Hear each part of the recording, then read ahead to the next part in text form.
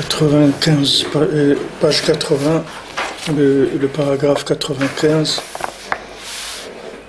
בשביל זה עולה חתן לתורה. Alors, hier, on a vu de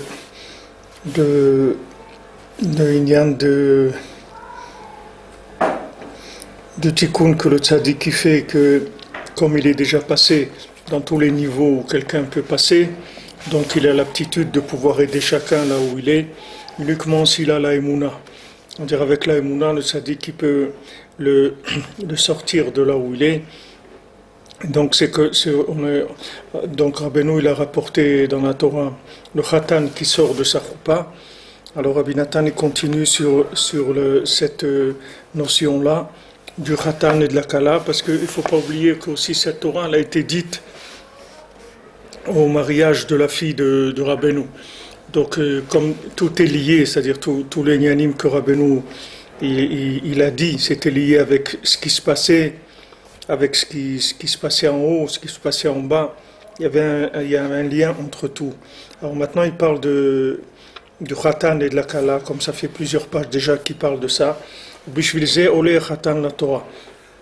Pour ça que on fait le khatan, il monte à la Torah.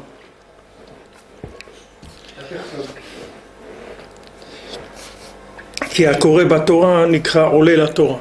Parce que celui qui monte à la Torah, il s'appelle quelqu'un qui monte à la Torah. On dit monter à la Torah. Prinat mi imzot ola.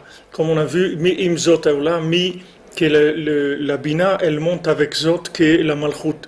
On a vu que le principe du dalet qui s'appelle zot, qui s'appelle la malchut, que ce dalet là, lui comment il monte? Il monte avec la bina. C'est-à-dire que quand il y a un lien entre la bina et la malchut, ça fait monter la malchut, et ensuite la bina elle-même, elle reçoit une élévation de ça. Prinat tshuva, le principe de la tshuva, qui a l'idée créat à Torah chez Ikara Beshabbat, chez Azolim Kol Shiva, Kruim. Parce que grâce à la lecture dans la Torah, que la lecture principalement de la Torah, ça se fait le Shabbat, que là il y a sept qui montent, Shem Prinat Shiva Roim Kayadua, que c'est le principe des 7 mendiants, comme c'est connu. Shem Metaknim Shivat Yemei Abinyan, Shem Klal Amidot Vaolamot, que les 7 mendiants, c'est-à-dire les sept bergers ils réparent les 7 jours de la création, qui sont le principe de toutes les midot, de tous les olamot. C'est-à-dire que tout ce qui a été créé, ce sont que des mesures de temps, des mesures d'espace, des mesures. Tout ce qu'il y a dans ce monde, c'est que des mesures. Toutes ces mesures, elles sont faites pour pouvoir révéler Hachem. Mais il disait, Mekablim b'koach hatzadik haniskal erel, aram mishorshei haTorah, she'ora itadeatika stima.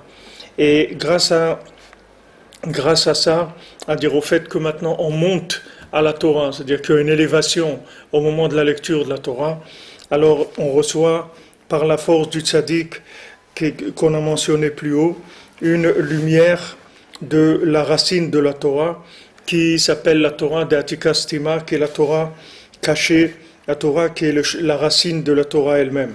Chez Prinat Shabbat, Prinat Tshuva, que c'est le principe de Shabbat, le principe de la Tshuva, Prinat Torah Hashem Temima, Meshivat Nafesh, que c'est le principe de la Torah d'Hashem qui est Tmima, qui est intègre, qui est Meshivat Nafesh, qui ramène l'âme. Donc maintenant, quand il y a une élévation de la Torah, c'est-à-dire grâce au fait qu'on monte à la Torah, donc il y a une élévation de la Malchut, c'est-à-dire des mondes de la mesure, des mondes inférieurs qui sont des mondes de mesure. Alors grâce à ça, on arrive à la Tshuva qui est le principe de la Torah Hashem, Meshivat Nefesh, c'est-à-dire que la Torah d'Hachem, c'est-à-dire la Torah qui est le Yud, qui est la Torah d'en haut, elle est Meshivat Nefesh, c'est-à-dire elle ramène l'âme, elle ramène le Nefesh, c'est-à-dire elle ramène le côté inférieur de l'âme vers la Malchut, c'est-à-dire vers Hachem.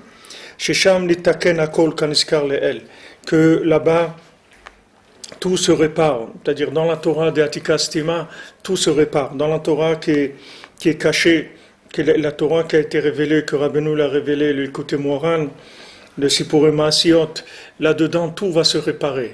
Tout se répare parce que c'est la racine de la Torah. Et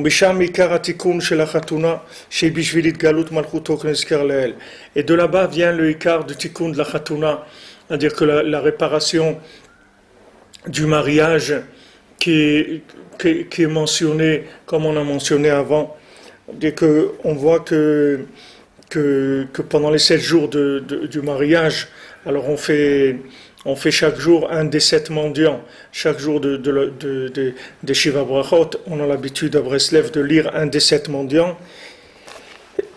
Pardon. Et ces 7 mendiants-là, c'est pour attirer dans le yichud, dans le zivug qu'il y a maintenant, que le maasé, il y a un yud et il y a un dalet. Il y a un yud, c'est le khatan, et il y a un dalet qui est la kala. Et le fait qu'il va y avoir un yichud entre le khatan et la kala, à ce moment-là, on a besoin d'amener la Torah de Atika Stima, on a besoin d'amener cette Torah très élevée dans ce nouveau couple, pour que justement ce nouveau couple il puisse fonctionner et qu'il n'y ait pas des clipotes qui viennent les attaquer. Valken ulchim imo rov am Israël. Maintenant, avec le khatan, il y a beaucoup de gens qui l'accompagnent, qui accompagnent le nouveau marié. Ki berov am hadrat melech. Parce que quand il y a beaucoup de monde, c'est la splendeur du roi. C'est-à-dire que la révélation du roi, elle se fait quand il y a beaucoup de gens. Si le roi il organise un anniversaire ou autre, alors tout le monde vient. Alors on voit la splendeur du roi. Si maintenant il y a 3 personnes qui viennent, on voit pas la splendeur, la grandeur du roi. Donc plus il y a de gens qui participent, et plus il y a Hadrat Melech. C'est aussi écrit ça pour Kiddush Levana. C'est la seule mitzvah dans le Shulchan Aruch où c'est écrit cette phrase-là, que Perov Ham Hadrat Melech, que c'est bien de faire la Birkat Levana, la prière sur la lune, quand on est toute la communauté ensemble. Pourquoi ? Parce que comme le tikkun de la lune, c'est ce principe-là, c'est-à-dire la réparation de la lune, c'est la réparation du Dalet. La réparation de la lune, c'est la réparation du Dalet, puisque la lune, c'est le principe de la Malchut qui est faible, qui doit recevoir du soleil. Donc, comme on se trouve dans Rosh Chodesh et qu'on va faire maintenant la réparation de la lune, alors à ce moment-là, plus il y a de monde, et plus c'est une révélation de l'honneur d'Hachem. Tous ces gens-là, ils sont venus pour l'honneur de la lune, c'est-à-dire pour l'honneur de la révélation de l'honneur d'Hachem. Prinat birvot tzadikim ismach ha'am. Comme c'est écrit birvot tzadikim, quand il y a beaucoup de tzadikim, alors le peuple est joyeux. Ki amer kulam tzadikim, parce que le peuple juif, c'est tous des tzadikim. C'est ça la grandeur de la joie qu'on commence à ce moment-là dans la Khatuna, dans le mariage.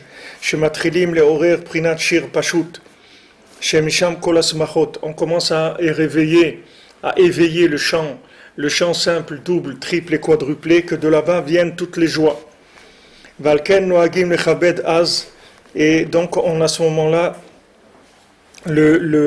l'habitude d'honorer les uns les autres. Alors on est mechabed, ça veut dire on donne à manger aux gens, on leur sert à manger, parce que on donne des choses douces, du miel, des choses comme ça.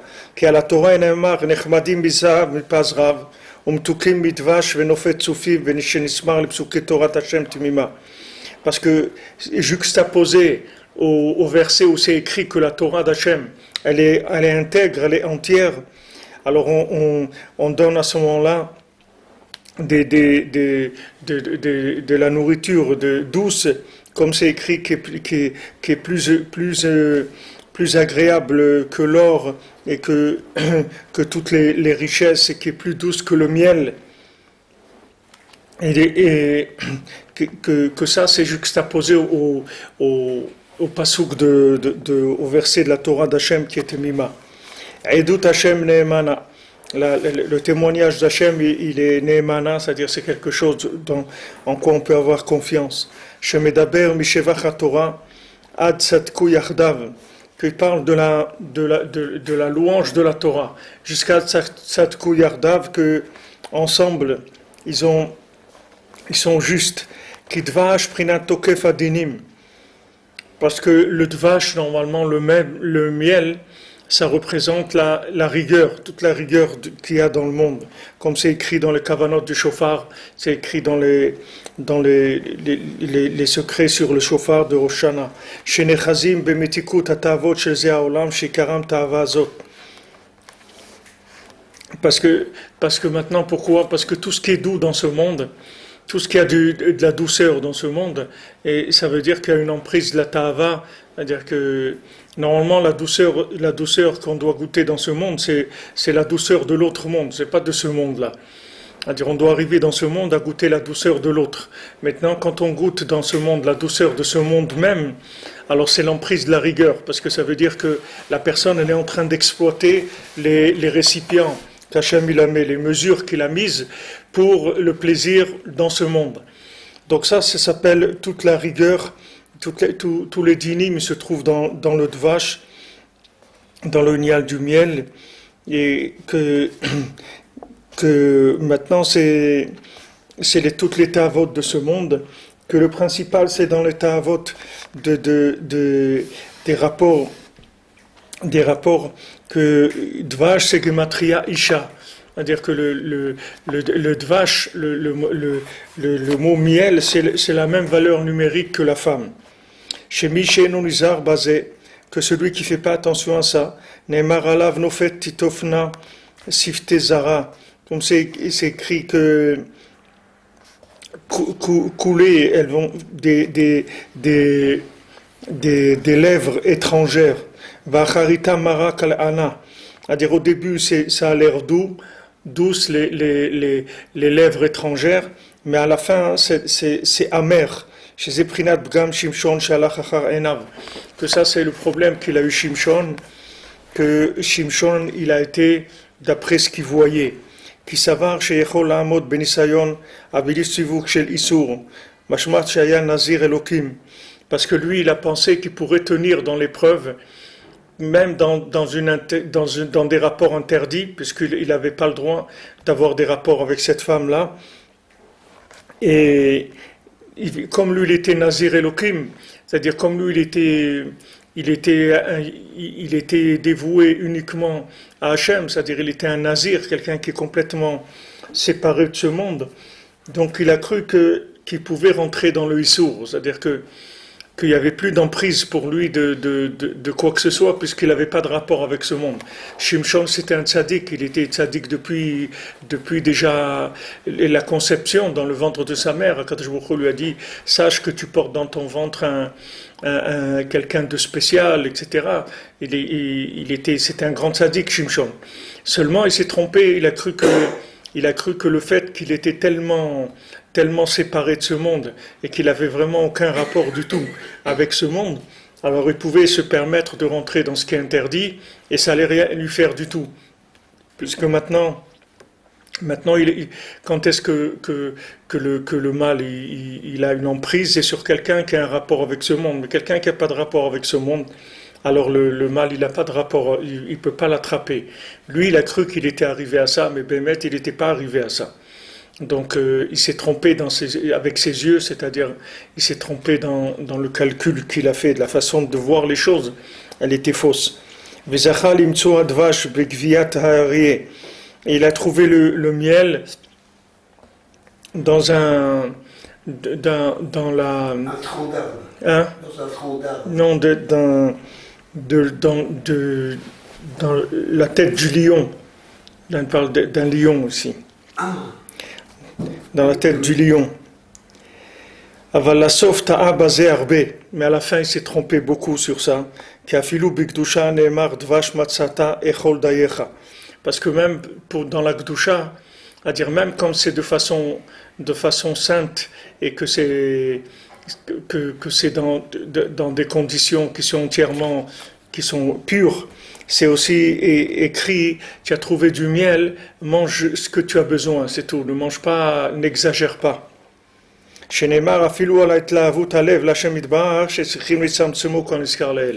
Donc ça se rapporte à ce qu'on a dit, que même quand maintenant tu as un enthousiasme du cœur, c'est-à-dire que tu as envie de te rapprocher d'Hachem, etc., ça aussi tu as besoin de mettre des mesures et de contracter cet enthousiasme. Ben Azai ou Ben Zoma, comme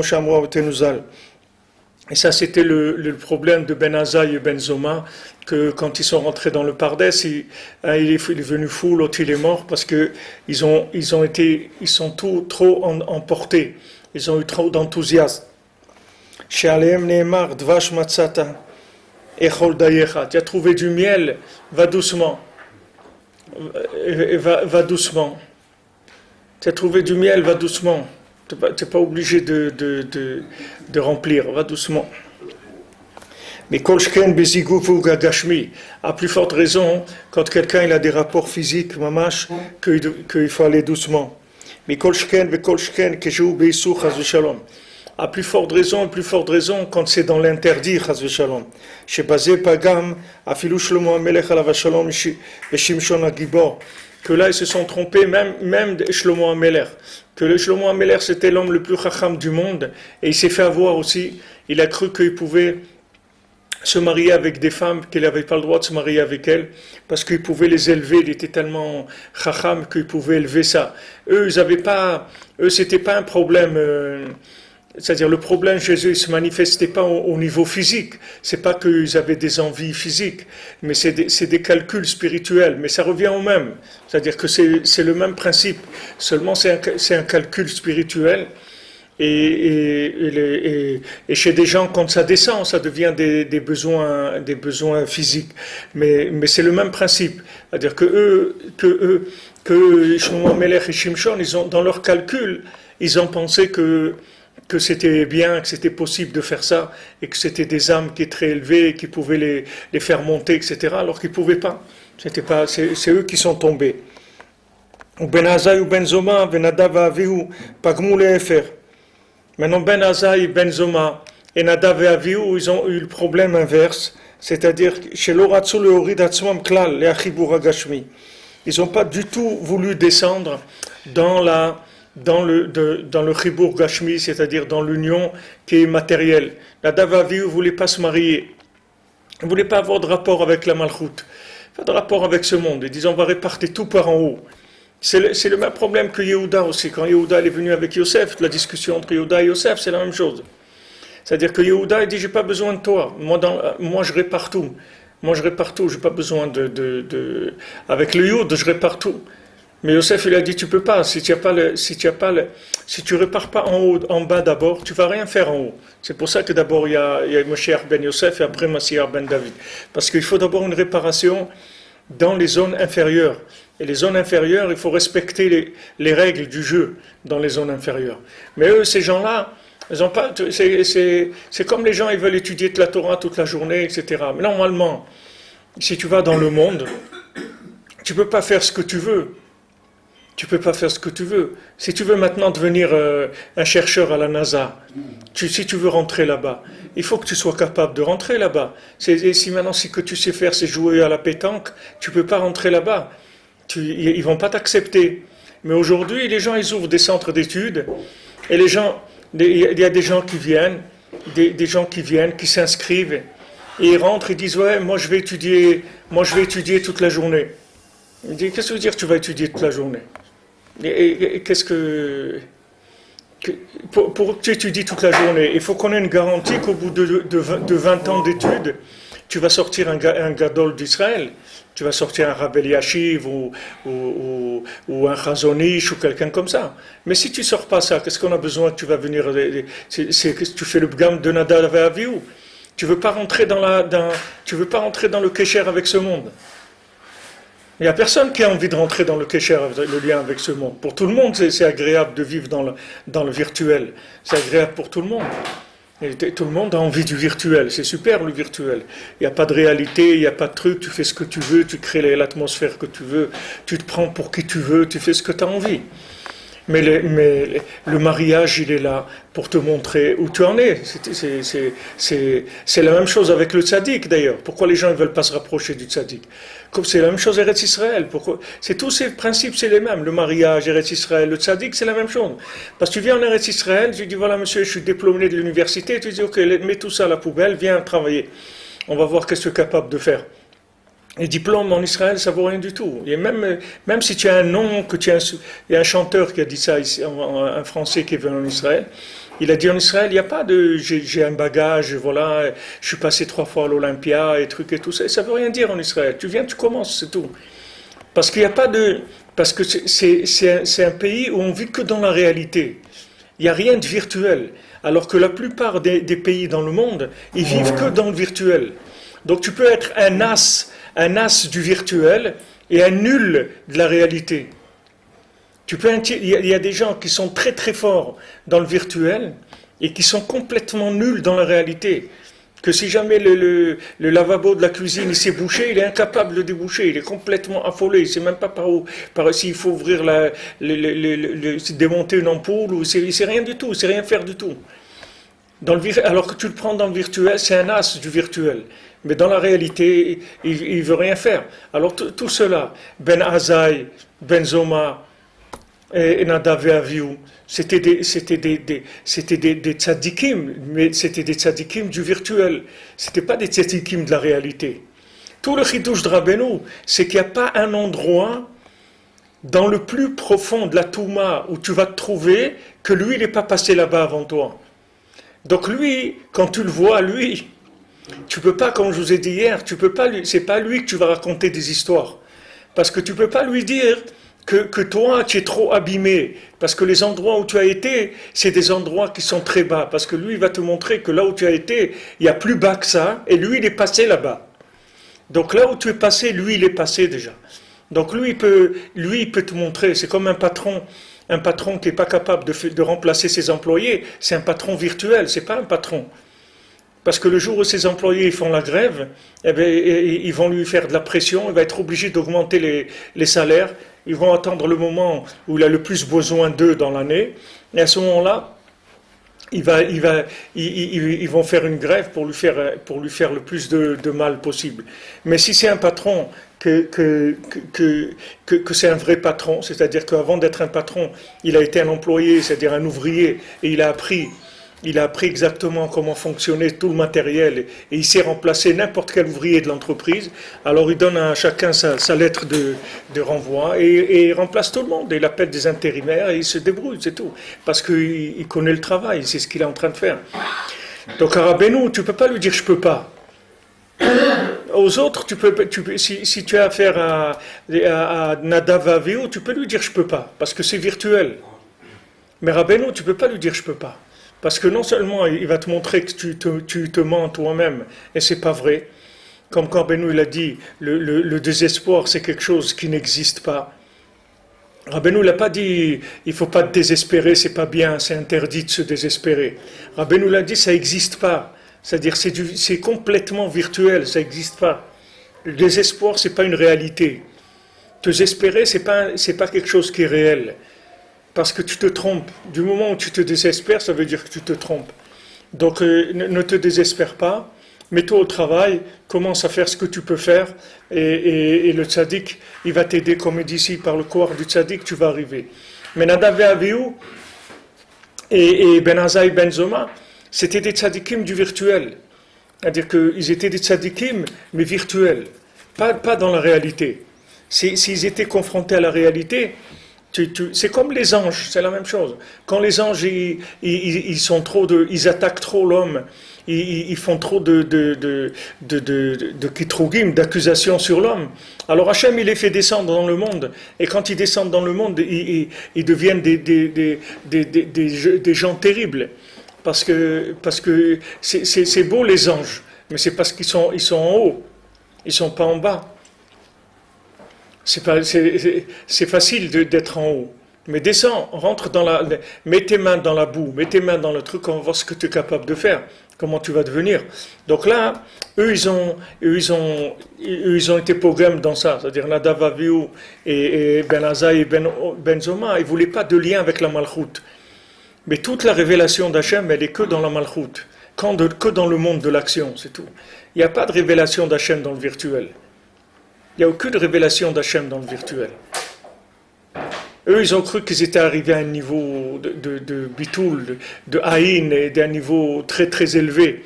Mais ils n'étaient pas à ce niveau-là. Ils avaient besoin de passer par quelque chose de matériel, de simple. C'est pour ça que Rabbeinu dit chez moi, il n'y a pas des jeunes hommes, il y a des enfants et des hommes mariés, c'est tout. Quelle différence avec Moshe Rabbeinu? Le culte du jeune homme, ça n'existe pas chez Rabbeinu.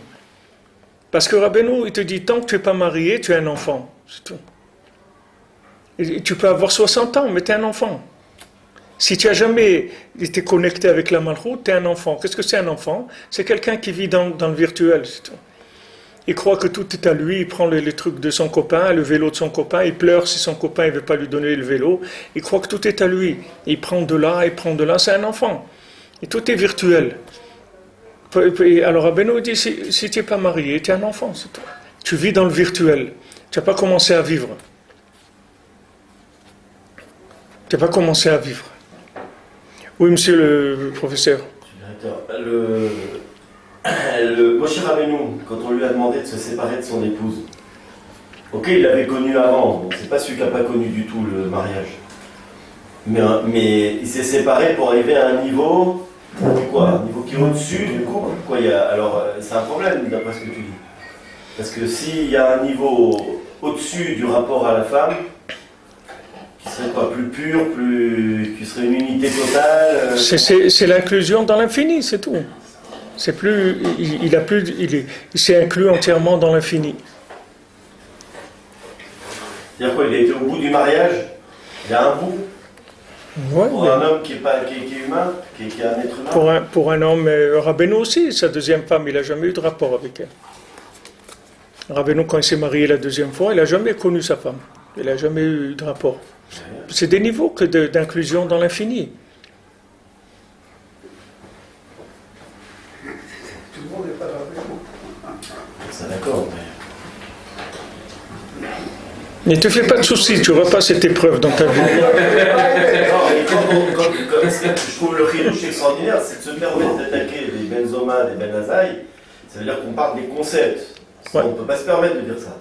Alors si on parle des concepts, alors il faut y aller. Et alors dans ce cas-là, qu'on resitue le schéma de quelqu'un qui est sorti du rapport à la femme. Alors quoi, il n'est pas vraiment sorti, simplement il est à un niveau plus éthéré. Bien sûr. Quoi, de Ben Azaï, Ben Zoma, même Shlomo Ameler, même Shlomo Ameler, même Shimshon HaGibor, on vient de voir. Ils ont cru qu'ils pouvaient, mais ils ne pouvaient pas. Non, c'est d'accord. Moi, mon problème, c'est l'autre. Celui qui est sorti par l'autre porte. C'est plus un homme. Isha Elohim, c'est un homme Dieu, c'est pas un homme. Il est plus homme. Donc il est toujours dans le rapport à la femme, donc il est pas sorti de la malroute, mais il a optimisé, il est pure lumière, quoi. Il n'y a même plus besoin de Meakel. Je vais te donner un exemple. Par exemple, Rabbi Akiva, il part étudier la Torah pendant 12 ans, d'accord? Maintenant, il est marié, Rabbi Akiva, ok? Maintenant, 12 ans, il n'est pas à la maison. Il revient au bout de 12 ans. Et il entend que sa femme elle parle avec quelqu'un et il lui dit « Mais ça ne te dérange pas que ton mari ne soit pas là pendant 12 ans ?» Il dit « Non, non, ça ne me dérange pas. D'ailleurs, s'il voulait retourner, il retourne. » Alors, il n'est même pas rentré, il est retourné pour encore 12 ans. Ça veut dire quoi? Ça veut dire que maintenant, le lien, c'est-à-dire que la femme, elle sent son mari, elle n'a pas besoin. Alors que tu as le contraire. Tu as des gens qui sont mariés, ils sont toute la journée à la maison, et la femme lui dit « Tu n'es pas là. Tu n'es pas avec moi. » Et lui dit « Comment je ne suis pas avec toi? Mais regarde, je suis là, j'ai fait ça, j'ai acheté les yaourts, j'ai nettoyé la salle de bain. » Tu comprends? Il dit « Mais tu n'es pas là. » Tu n'es pas là. Tu comprends? Tu n'es pas là. Parce que même ça, hein, il est tellement virtuel, le bonhomme, que même ça n'existe pas. C'est-à-dire que lui, il est dans l'autre extrême. C'est-à-dire qu'il est arrivé à virtualiser même la réalité. C'est-à-dire qu'il a une fuite de la réalité. Il a une fuite de l'engagement dans la réalité. Il fait semblant d'être dans la réalité, mais il est dans le virtuel. C'est comme l'histoire de la brosse à dents que je vous dis, le gars le fou qui est à l'asile et qui se traîne sa petite brosse à dents et dit viens Médor, etc. Et le docteur il lui dit mais qu'est-ce que tu fais? Il lui dit vous voyez bien, je suis en train de m'amuser avec ma brosse à dents. Il dit ah bon, d'accord. Après il dit tu vois on l'a bien eu Médor. C'est-à-dire que lui il est dans le virtuel. Mais il a compris que les hommes, ils aiment la réalité. Alors il fait semblant d'être dans la réalité, mais il est dans le virtuel. C'est-à-dire lui-même, il est complètement à l'envers. Tu vois. Alors tu trouves dans ce cas-là, tu peux comprendre l'autre côté aussi. C'est-à-dire tu peux comprendre qu'il y a des gens qui sont là et qui ne sont pas là, et il y a des gens qui ne sont pas là et ils sont là. Oui, mais tu es bien d'accord que la séparation entre les deux, l'erreur, elle est fine. Entre celui qui se prend pour Moshe Rabbeinu, qui est-ce qui va se prendre pour Moshe Rabbeinu? Des gens comme Nadav et Abihu ou comme Ben Azai? Ouais, ok. C'est sûr. Eux, ils ont cru qu'ils étaient arrivés à ça. Mais c'est ça l'erreur de ces gens-là. Ouais. C'est d'avoir cru d'avoir été de l'autre côté de la rue, d'avoir pu se séparer alors qu'ils étaient alors que non. rentrés. Alors que non. Il y a des gens, par exemple. La Gemara te dit, le Rabbeinu rapporte Barberav de Chadioma. Il y a un élève de la yeshiva qui venait étudier un jour à la yeshiva. Pourquoi? Parce qu'il habitait à 6 mois de la yeshiva. Mais il devait être à la maison et il devait être à la yeshiva. Donc comme c'était à 6 mois, il faisait 6 mois de marche, il passait un jour à la yeshiva, il faisait 6 mois de marche, il passait un jour à la maison. Et il refaisait 6 mois de marche, mais cet homme-là, il était dans les deux. Et quand maintenant les gens à la yeshiva, ils ont dit, mais c'est quoi? Il vient un jour par an, un jour s'il fait 6 mois pour aller, et il revient, ça veut dire il vient une fois par an à la yeshiva. Ils ont dit, mais un jour par an, tout ça pour un jour par an. Alors le Rosh Yeshiva lui a dit, ce que toi tu apprends en un jour, c'est ce qu'ils apprennent dans toute l'année, toi tu l'apprends en un jour. Parce que tout dépend de... C'est-à-dire tout le lien de cette Torah, c'est d'avoir un rapport vrai, un équilibre parfait entre la chorma et la malchut, c'est-à-dire entre la connaissance et le vécu. Du moment où tu arrives à un équilibre parfait, tu as la rentabilité maximum. Mais quand il y a un déséquilibre, alors tout ce qui est déséquilibré, ça vaut rien. Parce que dans tous ces extrêmes-là, c'est-à-dire quand il y a un déséquilibre, il va rester que le dénominateur commun entre la chorma et la malchut. Et tout ce qui est en plus, ça va partir. Tout ça va disparaître, tu comprends? Il va rester que là où il y avait un lien entre les deux. C'est pour ça que c'est important le tzimtum, tout ce qu'on parle, la mesure, etc. Parce que c'est que ça qui est vrai. La seule chose qui est vraie, c'est d'être à ta place, c'est tout. Si tu n'es pas à ta place, c'est tout du mensonge. C'est-à-dire, il n'y a rien, même si c'est vrai ce que tu brasses. Mais est-ce que c'est vrai pour toi? C'est pas vrai pour toi. Ça peut être vrai pour l'autre. C'est vrai pour Rabbi Akiva. C'est pas vrai pour Ben Azai. C'est pas vrai pour Ben Zoma. C'est pas vrai pour Elisha Ben Abouya. Pour eux, c'est pas vrai. Et pour Rabbi Akiva, c'est vrai. Il est rentré Béchalom, mais il est sorti Béchalom. C'est-à-dire qu'il était capable de rentrer, de sortir. Eux, quand ils rentraient, ils ne sortaient plus. C'est pour ça que les chassidim, ils ont mis en place le système de travailler et d'étudier. Parce qu'ils disent, il faut que tu rentres et tu sors. Au moins, tu touches les deux. Et tu verras. Peut-être que tu vas aller complètement dans le travail. Peut-être que tu vas aller complètement dans l'étude. Tu as à Londres, tu as des gens qui sont des multimilliardaires et que c'est des très grands amis des Chachamim. C'est des rabbanim, des gens de très haut niveau dans la Torah. Mais ils ont des très grandes fortunes aussi. Et ils sont obligés de travailler 1h30, 2 heures par jour juste pour voir un petit peu ils ont beaucoup d'immeubles, de trucs, etc. Juste avoir un rapport un peu avec leurs affaires. Et c'est des gens qui étudient tout le temps. Ils ont un petit rapport avec la matière et ils sont très riches aussi. Et il y a des gens qui ont plus de rapport avec la matière. Que 80% pour eux c'est la matière et 20% de spirituel. Il y a des gens qui peuvent mettre rien que les tefs le matin et faire schéma. Et il y a des gens, même ça, ils n'arrivent pas. Des gens ils me disent, j'arrive pas à mettre les tefilines. Ça fait plusieurs jours que je n'ai pas mis les tefilines, j'ai pas pu. Tu vas dire à quelqu'un, mais c'est quoi de mettre les tefilines? Tu travailles toute la journée, tu es en train de faire des trucs et tout. Tu peux pas faire un truc. Non, il peut pas. C'est pas le fait d'attacher autour du bras. C'est que cette lumière-là, il peut pas la supporter. C'est trop haut pour lui, c'est trop fort pour lui. Il n'arrive pas. Non, c'est une obligation de la Torah. Normalement, il est obligé de le faire, mais il peut pas. Il n'arrive pas. Il y a un comme ça que je connais, il ne peut pas mettre le roche, il met que le yad. Quand il met le yad, il peut plus, il n'a plus la force. Il peut pas, des années comme ça, des années et des années, peut-être 15 ans ou 20 ans. Il ne peut pas mettre le tefillin du roche. Il met que le yad, il ne peut plus après. Il n'arrive pas. C'est trop. C'est trop pour ses récipients, il n'arrive pas. Alors qu'est-ce que tu vas faire? Tout le nian, c'est un nian d'équilibre, c'est tout.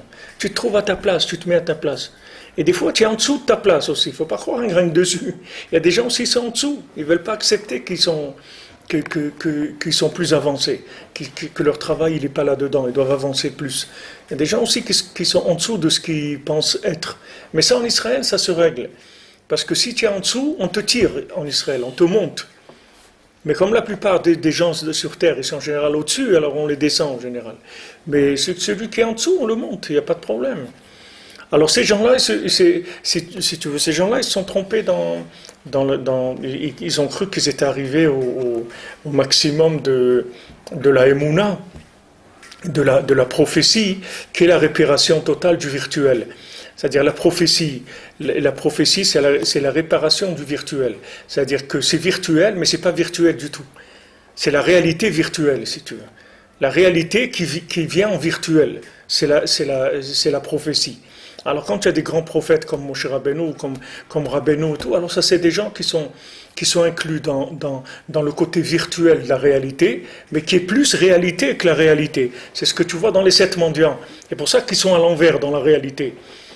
Qu'il est aveugle, pourquoi? Parce qu'il voit tout. Donc il est aveugle, parce que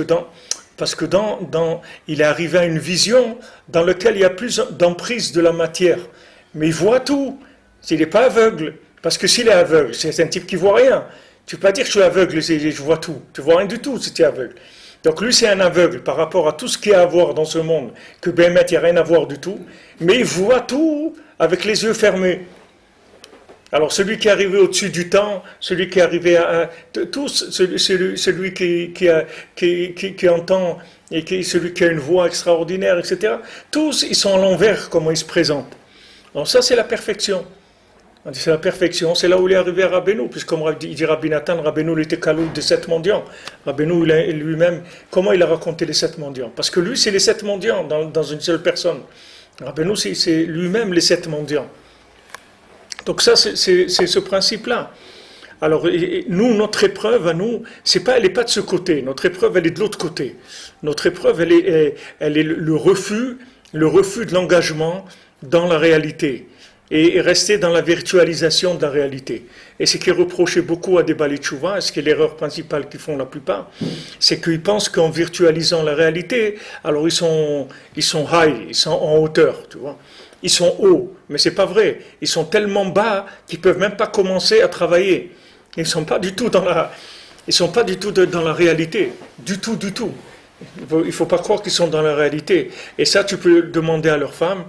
Et elle va te dire la femme, mais tu n'es jamais à la maison. Tu vas dire, mais attends, mais je passe 4 heures par jour. Elle dit, mais tu n'es pas là. Ne viens pas, je n'ai pas besoin d'une présence physique dans la maison. J'ai besoin que tu sois attaché avec nous. Tu vives avec nous, avec moi, avec les enfants. J'ai besoin que tu vives avec moi et avec les enfants. Et le bonhomme, il ne comprend pas. Et il s'énerve. Tu lui dis ça, il commence à s'énerver. Il dit, mais qu'est-ce qu'elle veut? Je fais les courses, je fais ça, je suis là à la maison, je l'aide, je suis présent et tout. Va te dire, mais moi, je n'ai pas besoin d'un homme de ménage, je n'ai pas besoin d'un homme qui me fait les ménages, c'est pas ça que j'ai besoin. Je n'ai pas besoin d'un homme qui fait les courses. J'ai besoin que tu sois là, réellement là. Tu réalises que tu t'es marié, que tu as des enfants, tu es un père de famille. Tes enfants, ce n'est pas des copains avec qui tu joues, c'est tes enfants. On va dire, c'est pas des copains, c'est pas ta maison, c'est pas un gan yeladim, c'est pas un jardin d'enfants.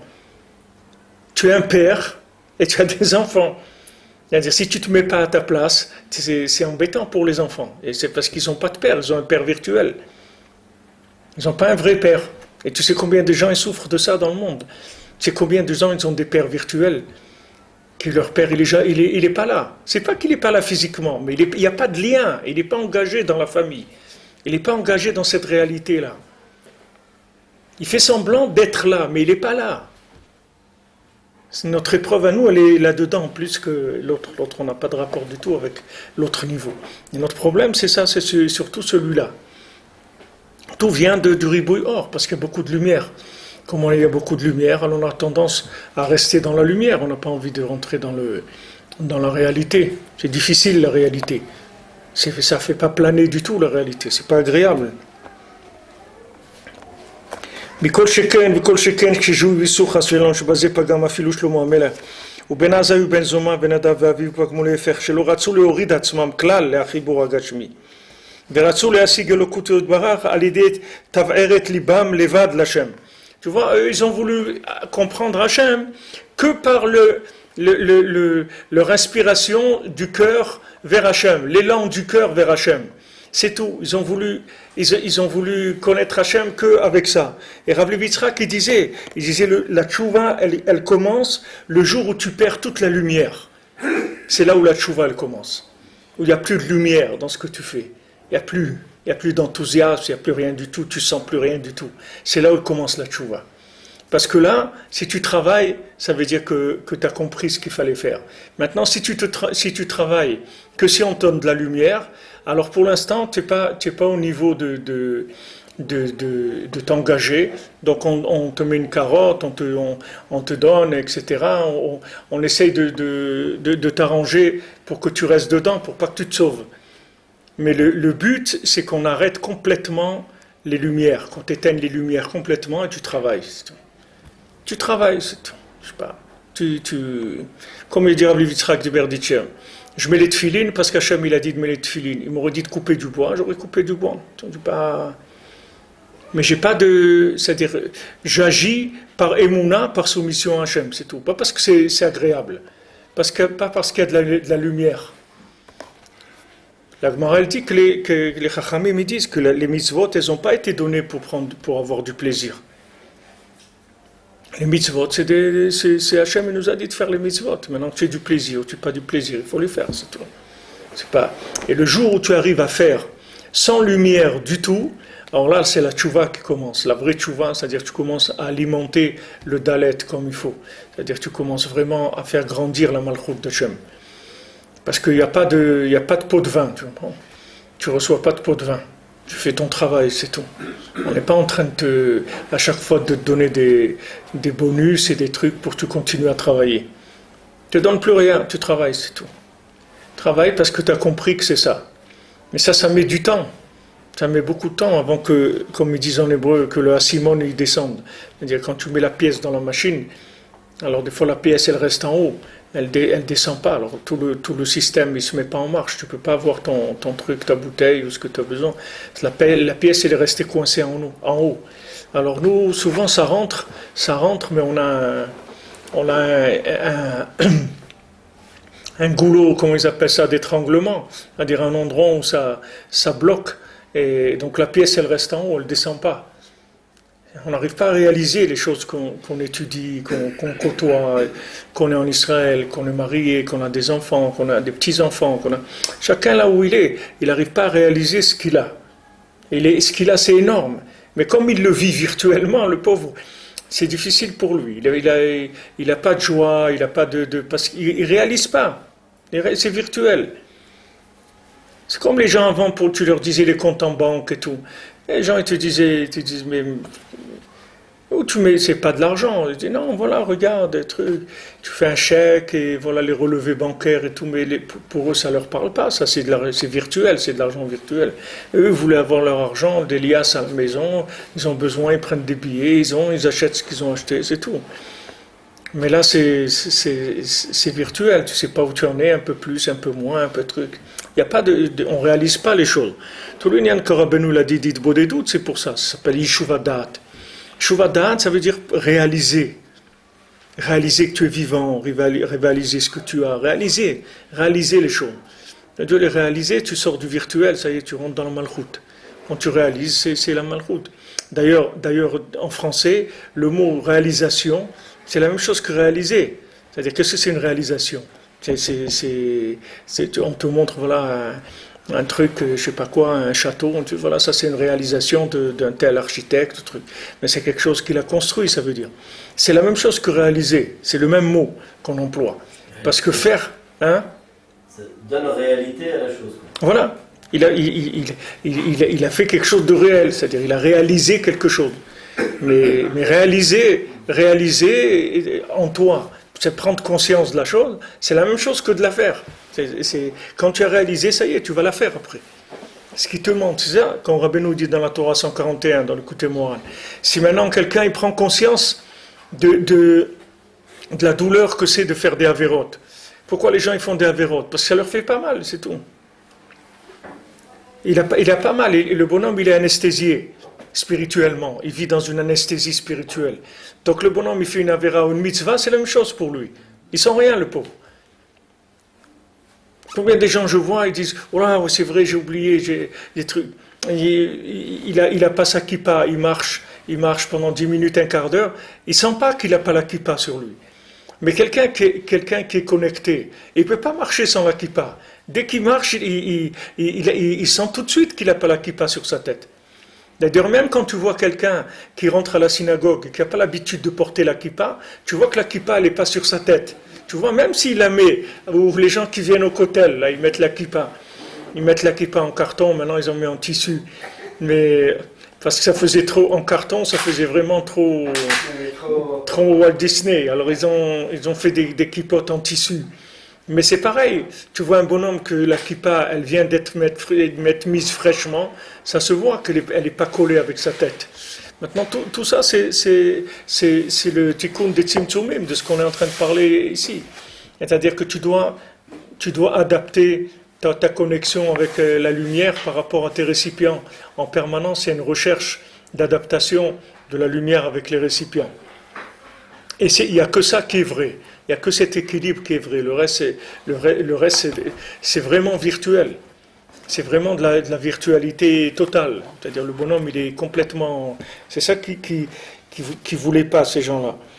L'oratsu leorid atzmam klal. Ils ne voulaient pas descendre du tout, ces gens-là. Ils ne voulaient pas descendre. Les achibur agashmi. Ils ne voulaient pas de lien matériel. Ils ne voulaient pas de lien avec le monde matériel. Veratsu leasig elukuto yitbarach al yedei tavrat libam levad leshem yitbarach. Bli tzimtzumim. Ou milchama nizkeret leel. Ils ne voulaient pas de tzimtzumim et ils ne voulaient pas de guerre non plus. Parce que, comme on a vu, dès que tu rentres dans le tzimtzum, c'est là où commence la guerre, c'est ce qu'on a vu hier. C'est-à-dire que Amalek, lui, il ne t'attaque que si tu construis. Donc ça aussi c'est quelque chose, c'est un grand chizouk. Quand tu vois que tu es attaqué par Amalek, ça veut dire que tu es dans la construction. Parce que si tu ne construis pas, Amalek il te laisse tranquille. Regarde Eretz Israël. Quand c'était vide, il n'y avait personne. Jamais personne il a voulu d'Israël. Ni le Hamas, ni le truc, il n'y a personne qui voulait de la terre d'Israël. Elle était complètement abandonnée. Il n'y a personne qui s'est intéressé à la terre d'Israël. Ah, maintenant, les Juifs, ils sont venus, ils ont commencé. Alors, chaque maison qu'on construit, alors ça y est, c'est un problème. Qu'est-ce qu'ils font? Pourquoi? Parce qu'on est en train de construire. Alors, du moment où on a construit, Amalek, il vient. Mais si maintenant tu es en exil, et Amalek, il te laisse tranquille. Il dit, bon, ça ne l'intéresse pas, la terre d'Israël. La terre d'Israël, elle intéresse que si maintenant tu commences à construire. Comme tu as des petits-enfants qui jouent, maintenant il va vouloir le jouet de l'autre. Parce que l'autre, il l'a. Mais dis-lui que l'autre, il pose le jouet, il ne veut plus le jouet. Parce que ce qu'il veut, c'est prendre le jouet quand l'autre, il l'a. C'est-à-dire que c'est quand il voit l'autre jouer avec ça, que pour lui, ça veut dire que c'est un jouet. Mais s'il le voit le jouet tout seul, il n'arrive pas à faire le lien entre le jouet et que lui peut jouer avec. Mais s'il voit un autre jouer avec, il veut ça. Mais il en a un, non, il veut celui-là que l'autre il a. Parce que quand il voit l'autre jouer, alors il réalise que oui, il y a un rapport. Alors c'est pareil ici. Si on construit, alors on est attaqué. Donc celui qui voit qu'il est attaqué, il peut être tranquille, que Baruch Hashem, ça veut dire qu'il construit. Si le Yetzirah, il attaque, ça veut dire qu'il construit. Mais celui qui ne construit pas, le Yetzirah, il laisse tranquille, ça ne l'intéresse pas du tout. Qu'est-ce qu'il veut qu'il fasse avec lui? Là-bas, de toute façon, il ne va rien rester de lui. C'est virtuel. Il est venu, il est reparti, c'est tout, il n'a rien fait. Il a tourné 3 fois autour du truc, il est parti. Il n'a pas construit. Mais un bonhomme qui construit, ça y est, il y a une attaque. Maintenant, il y a des pôles de construction, comme le mariage, Eretz Israël, Ouman. Tout ça, ce sont des endroits de construction. Que tu veuilles ou pas, tu vas construire. C'est des endroits où tu vas être obligé de construire, même si tu es complètement virtuel, comme bonhomme. C'est-à-dire, même si maintenant, dans ta tête, tu es complètement dans des fantasmes, c'est pas important. C'est-à-dire, si tu te lies avec ces pôles-là, qui sont des pôles de construction absolus, ils ne sont pas relatifs, c'est-à-dire, ils ne dépendent pas de toi. Quand tu viens en Israël, tu vas t'appeler un bâtisseur, même si tu fais rien du tout. Parce que ta présence en Eretz Israël, c'est une construction de la terre d'Israël. Uniquement ta présence physique ici, c'est déjà considéré comme un bâtisseur d'Israël, uniquement par la présence. C'est quoi les pôles? C'est par exemple Ouman, la femme, Israël, Shabbat. Ouais. Ce sont des pôles de construction qui sont absolus. Ils sont pas dans le relatif. Et tu vois, Baruch Hashem en Israël, et j'étais à Beth Shemesh. À Beth Shemesh, il y a 120 000, la communauté orthodoxe de Beth Shemesh, ils sont 120 000 personnes. Dans ces 120 000 personnes, il y a 70% qui n'ont pas 18 ans. C'est-à-dire, sur 120 000, il y a 84 000 qui ont moins que 18 ans. Tu te rends compte ce que ça veut dire? Ça veut dire que c'est des endroits où il y a une natalité extrêmement forte, tu vois, extrêmement forte. Et tu as des mamaches dans la rue comme ça, tu as des nuées d'enfants comme ça qui jouent, tu vois, par 50, par 100. C'est impressionnant, impressionnant. Ça suffit, c'est des bâtisseurs d'Eretz Israël, tu n'as pas besoin de plus. Quand tu viens en Eretz Israël, ça veut dire que même si tu es virtualisé complètement, que tu es un planeur total, tu as choisi de ne plus planer, c'est tout. Tu as choisi de sortir du virtuel. Venir en Eretz Israël, ça veut dire choisir de sortir du virtuel. Se marier, ça veut dire choisir de sortir du virtuel. Aller à Ouman, ça s'appelle choisir de sortir du virtuel. Celui qui détruit, c'est l'inverse, il est aidé par la Sitra. Celui qui détruit? Oui. Ouais. C'est-à-dire c'est l'inverse. Non, c'est-à-dire celui qui se fait attaquer par le Yetzirara, par la Sitra Chava, ouais. c'est parce qu'il est en train de construire. C'est ouais. un bon siman. Ouais. Mais donc celui qui est aidé par la Sitra Chava, c'est qu'il est en train de détruire. En train de détruire ou pas construire, c'est tout. Il peut être parvé, il peut être qui fait rien, c'est tout. Il fait rien.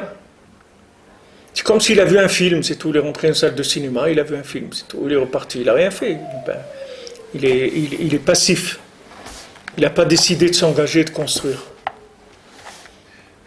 Et le monde pousse vers ça. C'est-à-dire que la réalité d'aujourd'hui, c'est une réalité virtuelle. C'est pas une réalité... Je veux dire, la question, c'est est-ce que quelqu'un qui est en train de s'engager dans un chemin de destruction, comme par exemple, je sais pas moi, quelqu'un qui va essayer de faire du mal au Ham Israël, ou qui va essayer d'attirer les gens vers un mauvais chemin, est-ce que cette personne-là, il faut qu'il fasse un effort pour arriver à réussir, ou est-ce que ça va forcément être très facile pour lui? Dans la destruction, ouais. Ça dépend, c'est une guerre. C'est une guerre. C'est une guerre. C'est comme si tu dis, il y a deux pays qui font la guerre, qui est-ce qui va gagner? C'est le plus fort, c'est tout. C'est une guerre. Lui, maintenant, il travaille pour Amalek, d'accord? Mais ça ne veut pas dire qu'il va gagner. C'est comme, on a vu, Yaakov, il tient le talon de Esav, il ne le laissera pas. Il ne le laissera pas. La Torah, elle te dit, voilà, avant que Esav il finisse de réaliser son plan destructeur, Yaakov, il aura pris le dessus sur lui. C'est une garantie de la Torah. C'est-à-dire le fait qu'il est né en lui tenant, parce que Esav, d'après ce monde-là, c'est le premier-né, c'est lui le plus fort, puisque c'est un maître de la matière. Mais seulement, ce qui se passe, c'est que la matière qui n'est pas connectée, c'est de la pourriture, c'est des excréments quand la matière n'est pas connectée. C'est rien du tout, ça vaut rien. Alors lui normalement, s'il s'était soumis à Yaakov, il aurait été le plus heureux de la terre. Il aurait reçu des prix extraordinaires, parce qu'il aurait part à la construction de la Malchut. C'est-à-dire lui, si tu veux, spirituellement, c'est la femme de Yaakov et ça. Il aurait reçu comme un élève, quoi. Il aurait reçu encore plus. Oui. Il a quelque chose d'extraordinaire, mais seulement comme le plan, comme déjà dans le ventre, lui, quand il voyait de la Vodazara, il voulait déjà aller vers l'idolâtrie, alors qu'il était dans le ventre de Rivka encore. Donc Yaakov, il lui a attrapé le talon. Il a dit, pour dire, Rachid te dit, regarde, puisque maintenant c'est un équilibre entre les deux. Puisque quand un il monte, l'autre il descend.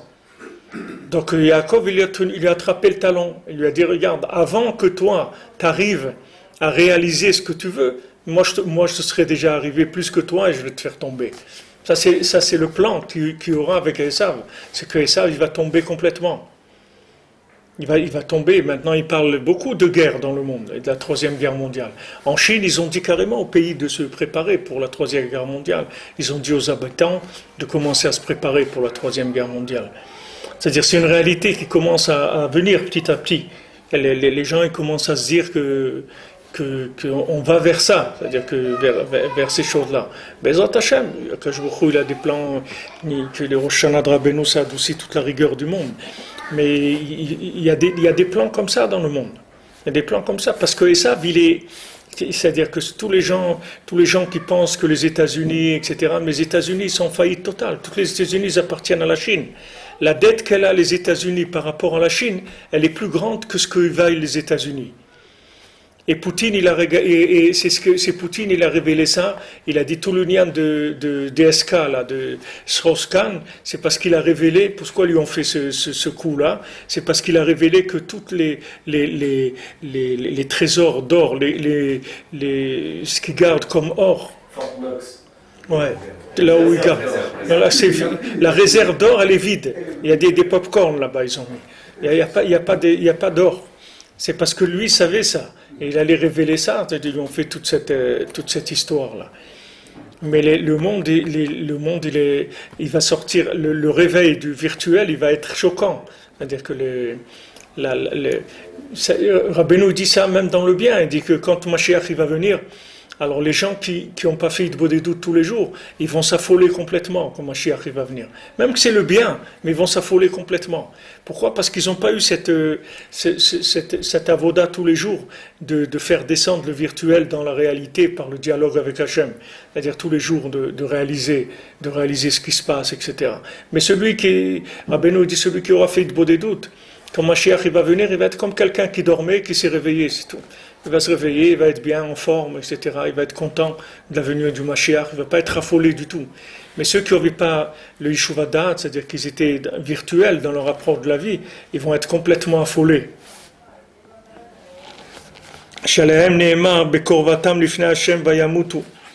Alors c'est ce qui est écrit sur Nadav et Avihu, quand ils sont approchés d'Hachem, ils sont morts. Pourquoi ils sont morts ?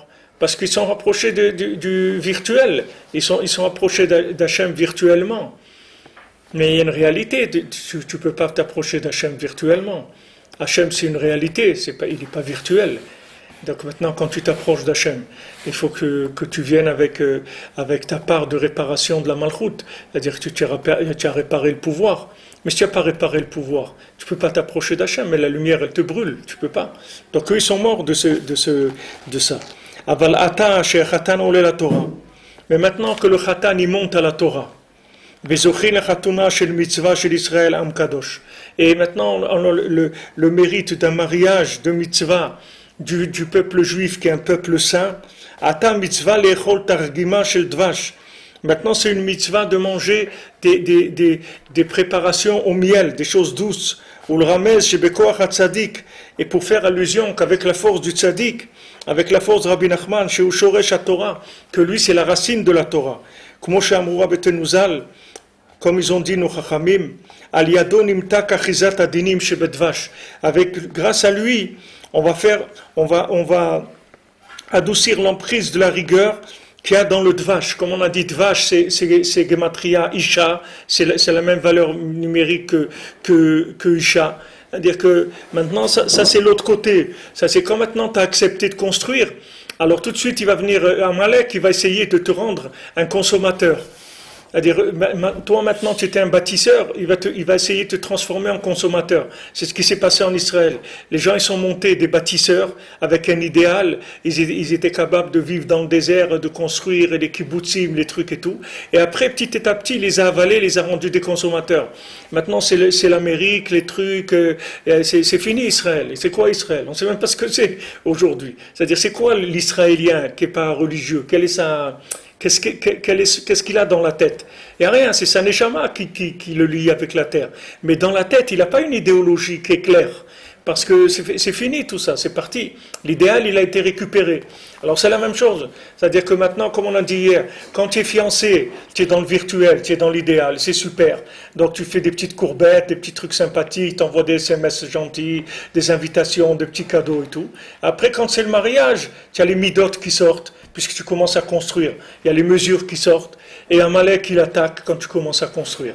Alors à ce moment-là, tu as besoin du tzaddik qui va révéler cette Torah-là d'Atikastima, cette Torah qui est au-dessus qui est la racine de la Torah elle-même, de manière à adoucir les dynimes qui viennent de la Torah, parce que maintenant tu veux vivre la Torah.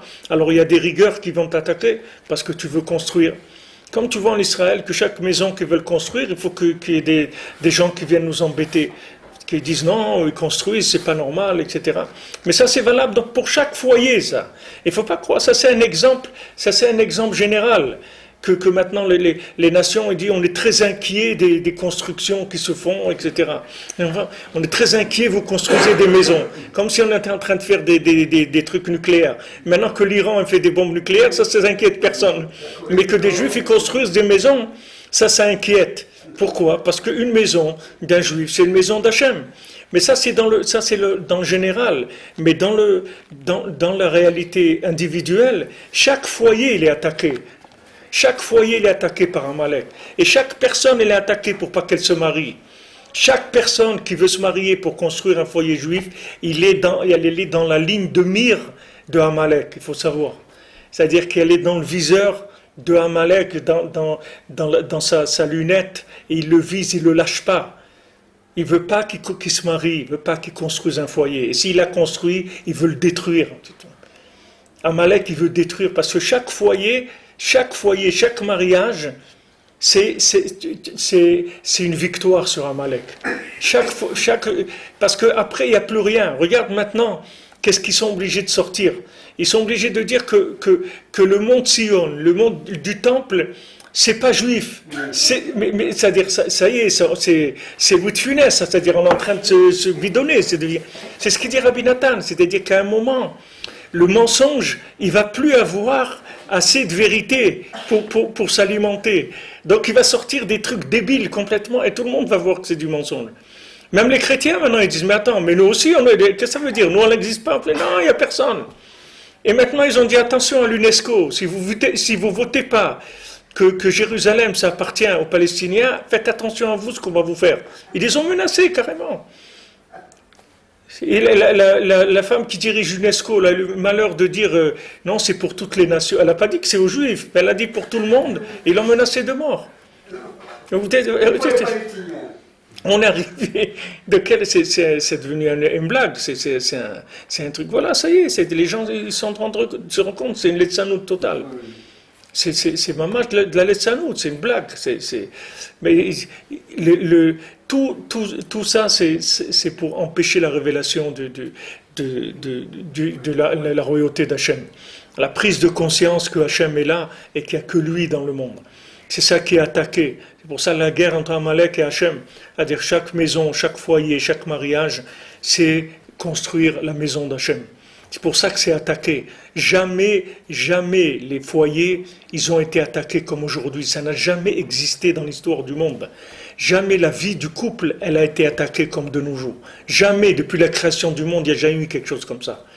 Parce qu'on est à la fin. Chaque foyer, c'est la fin d'Amalek. Chaque foyer qui se fait, chaque mariage qui se fait dans la Kedusha, comme il dit ici, que Vezochim la chatuna shel mitzvah shel Israël am kadosh. Zoché de chatuna de mitzvah, une chatuna de mitzvah de Israël. C'est une mitzvah, c'est tout.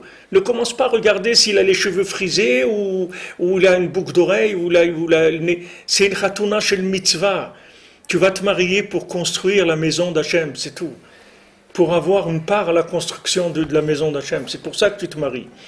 Et avant de te marier, c'est pas facile, parce que avant de trouver ton zivoug, il va essayer de te mettre tous les bâtons dans les roues possibles. Et une fois que tu es arrivé à trouver le zivoug, après il va essayer de détruire la maison. Et sans arrêt, vous avez des couples qui divorcent à 70 ans. À 70 ans, ils divorcent. Tu as déjà vu ça? Qu'est-ce qu'il va faire à 70 ans? Il va aller où? Il va aller faire du ski nautique. Où il va aller à 70 ans? Non. Amalek, il lâche pas. Même un couple de 60, pour te montrer que même un couple de 70 ans, ça a une valeur extraordinaire.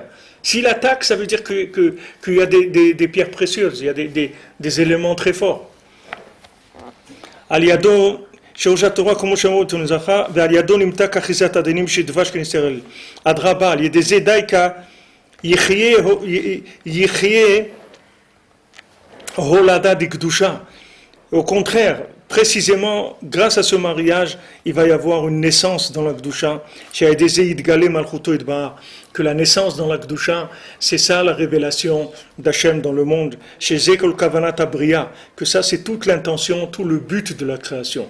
Baruch Hashem, un foyer juif qui garde la Tarat HaMishpacha, qu'il y a un enfant qui naît, c'est une révélation de la royauté d'Hachem dans le monde. C'était ça le but de la création. Le but de la création, c'est qu'il y ait des foyers qui respectent la Torah et qu'il y ait des enfants. C'est ça le but de la création. Quand quelqu'un il a le mérite d'arriver à ça, combien il faut qu'il remercie Hachem et qu'il soit content. Qu'il soit content de ça, que c'est Nifla Meod. Et pour ça, il faut réaliser ce bien, combien il est grand, combien le cadeau est grand.